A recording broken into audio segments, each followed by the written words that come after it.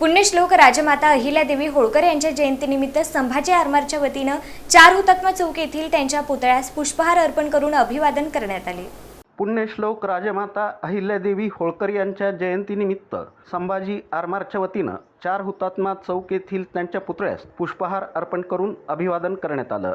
संभाजी आरमारचे संस्थापक अध्यक्ष श्रीकांत डांगे आणि कार्याध्यक्ष तथा नगरसेवक तात्या वाघमोडे यांच्या नेतृत्वाखाली हा अभिवादनाचा कार्यक्रम पार पडला। उपस्थित पदाधिकारी आणि कार्यकर्त्यांनीही पुण्यश्लोक राजमाता अहिल्यादेवी होळकर यांच्या पुतळ्यास पुष्पहार अर्पण करून त्यांच्या कार्याला विनम्र अभिवादन केलं। यावेळी बोलताना संस्थापक अध्यक्ष श्रीकांत डांगे यांनी पुण्यश्लोक राजमाता अहिल्यादेवी होळकर यांचं जीवन कार्य समाजासाठी प्रेरणादायी असल्याचं सांगितलं। पुण्यश्लोक राजमाता अहिल्यादेवी होळकर यांच्या आज 351वी जयंती आहे। संभाजी आरमारच्या वतीनं प्रतिवर्षाप्रमाणे यावर्षी देखील आम्ही राजमातांना अभिवादन केलेलं आहे। मागच्या वर्षी 300व्या जयंतीनिमित्त राजमाता अहिल्यादेवी होळकर यांचं जे धर्मरक्षणाचं काम आहे, वैयक्तिक जीवनामध्ये किती संकट आले, अडचणी आल्या तरी त्यांनी त्याला कसल्याही पद्धतीनं न डगमगता राष्ट्रहिताचा कारभार चालू ठेवला।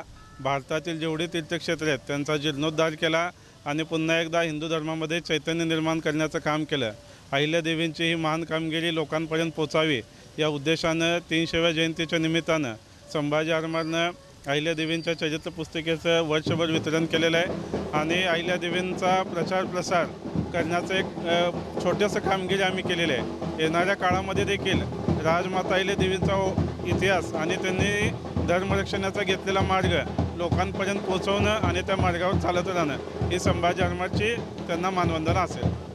यावेळी उपस्थितांनी राजमाता अहिल्यादेवी होळकर यांच्या कार्याचा गौरव करत त्यांच्या स्मृतींना अभिवादन केलं।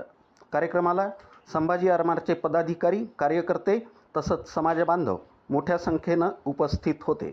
जयंतीनिमित्त परिसरात उत्साहाचं वातावरण निर्माण झालं होतं।